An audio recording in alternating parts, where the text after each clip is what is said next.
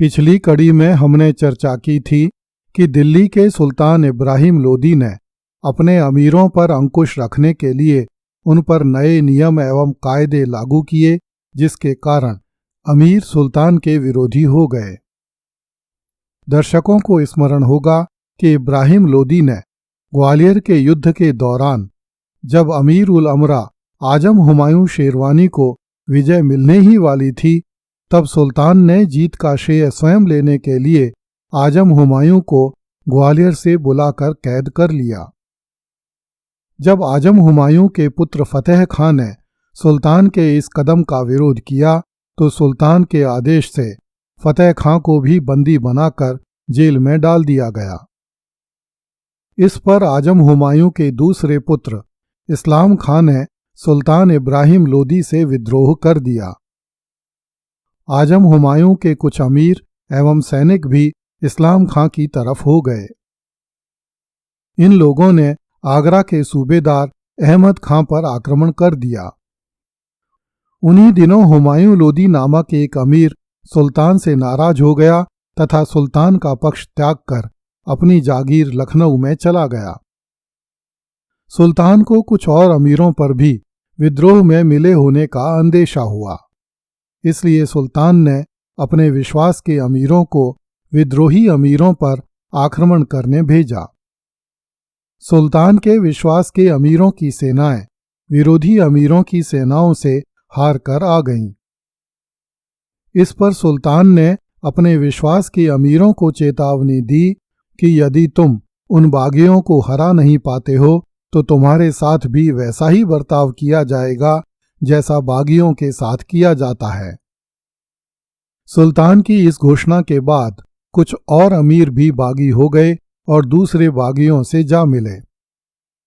इस पर सुल्तान इब्राहिम लोदी स्वयं 50,000 घुड़सवारों की एक सेना लेकर बागियों पर कार्यवाही करने के लिए आगरा से रवाना हुआ।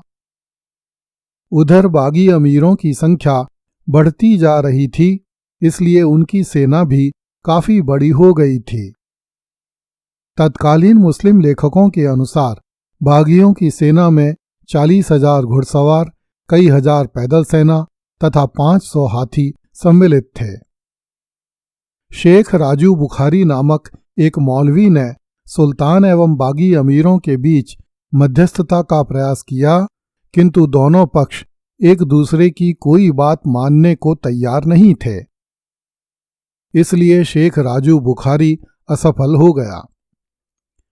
बागी अमीर आजम हुमायूं शेरवानी और उसके पुत्र फतेह खां की रिहाई की मांग कर रहे थे, किंतु सुल्तान इब्राहिम लोदी अमीरों की इस मांग को मानने के लिए तैयार नहीं था। अंततः दोनों पक्षों में भयानक संग्राम छिड़ गया। अहमद यादगार ने अपने ग्रंथ मखजाने अफगाना में इस युद्ध का वर्णन करते हुए लिखा है, लाशों के ढेर लग गए और युद्ध क्षेत्र उन लाशों से ढक गया। पृथ्वी पर पड़े हुए सिरों की संख्या कल्पनातीत थी।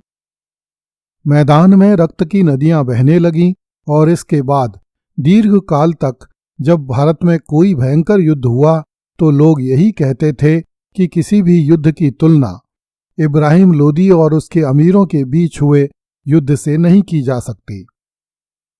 इस युद्ध में भाई ने भाई और पिता ने पुत्र के विरुद्ध तलवारों से युद्ध किया। धनुष बाण अलग फेंक दिए गए, भालों, तलवारों, चाकुओं और बर्छों से नरसंहार हुआ। अंत में इब्राहिम की विजय हुई। उसने विद्रोहियों को परास्त कर दिया। इस्लाम खां मारा गया और सैयद खां बंदी बना लिया गया। जो लोग सुल्तान इब्राहिम लोदी के प्रति वफादार रहे उन्हें पुरस्कृत किया गया। बागी अमीरों की जागीरें छीनकर अपने पक्ष के अमीरों में बांट दी गईं। इस सफलता ने इब्राहिम लोदी को और भी अधिक अहंकारी तथा धृष्ट बना दिया। सुल्तान के दुर्भाग्य से आजम हुमायूं शेरवानी तथा कुछ अमीरों की कैद में ही मृत्यु हो गई। इस कारण चारों तरफ फिर से सुल्तान के विरुद्ध वातावरण बनने लगा।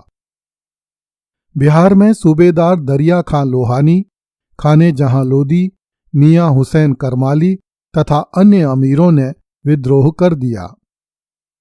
जब सुल्तान ने चंदेरी पर घेरा डाला तब सुल्तान के आदेश से मियां हुसैन करमाली की हत्या कर दी गई।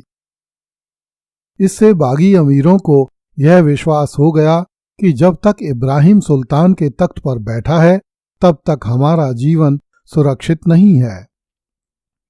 इसलिए बागी अमीर सुल्तान इब्राहिम लोदी को तख्त से हटाने के उपाय सोचने लगे। उन्हीं दिनों बागियों के नेता दरिया खां लोदी की मृत्यु हो गई, जो कि बिहार का सूबेदार था। उसके पुत्र बहादुर खां ने स्वयं को बिहार का सुल्तान घोषित कर दिया तथा मोहम्मद शाह की उपाधि धारण कर ली। जब दूसरे अमीरों को बहादुर खां की बगावत के बारे में पता लगा तो वे सुल्तान का पक्ष छोड़कर बिहार पहुंचने लगे तथा बहादुर खां के हाथ मजबूत करने लगे। देखते ही देखते बहादुर खां की सेना में 1 लाख घुड़सवार एकत्रित हो गए। उसने बिहार से लेकर संभल तक के विशाल प्रदेश पर अपना अधिकार जमा लिया। गाजीपुर का सूबेदार नासिर खां लोहानी भी उससे जा मिला। इस पर इब्राहिम लोदी एक सेना लेकर इन बागियों को दबाने की तैयारी करने लगा। उन दिनों पंजाब के सूबेदार दौलत खां लोदी का पुत्र गाजी खां दिल्ली में रहा करता था। वह चुपचाप दिल्ली से निकल गया तथा अपने पिता के पास पहुंचकर बोला कि यदि इब्राहिम ने बिहार के सूबेदार बहादुर खां को परास्त कर दिया तो वह आपको भी अवश्य ही पंजाब से हटा देगा।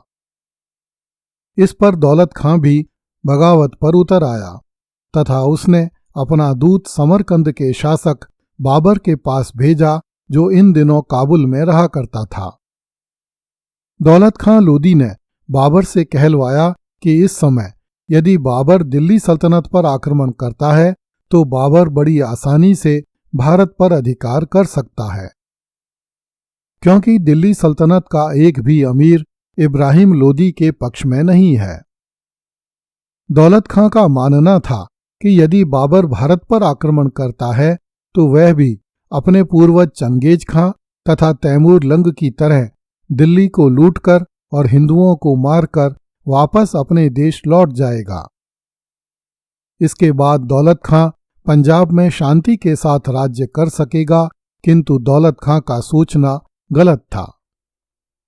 उन्हीं दिनों इब्राहिम लोदी का चाचा आलम खां भी इब्राहिम से विद्रोह करके स्वयं सुल्तान बनने का प्रयास करने लगा। उसने भी बाबर के पास पत्र भिजवाकर उसे भारत पर आक्रमण करने का निमंत्रण दिया। आधुनिक काल के बहुत से लेखकों ने यह सिद्ध करने का प्रयास किया है कि मेवाड़ के महाराणा सांगा ने दिल्ली सल्तनत पर अधिकार करने की नीयत से बाबर को भारत पर आक्रमण करने के लिए आमंत्रित किया था, किंतु इन लेखकों के पास अपनी बात सिद्ध करने के लिए कोई अकाट्य प्रमाण नहीं है। महाराणा सांगा तो स्वयं ही मालवा, गुजरात, दिल्ली की मुस्लिम शक्तियों को देश से बाहर निकालने का स्वप्न देख रहा था और लगातार युद्ध किए जा रहा था। ऐसी स्थिति में वह एक और मुस्लिम शक्ति को भारत में आने के लिए कैसे आमंत्रित कर सकता था। अगली कड़ी में देखिए, बाबर ने लोदी सैनिकों के सिरों का चबूतरा बनवाया। कृपया इस चैनल को लाइक, सब्सक्राइब एवं शेयर करें। धन्यवाद।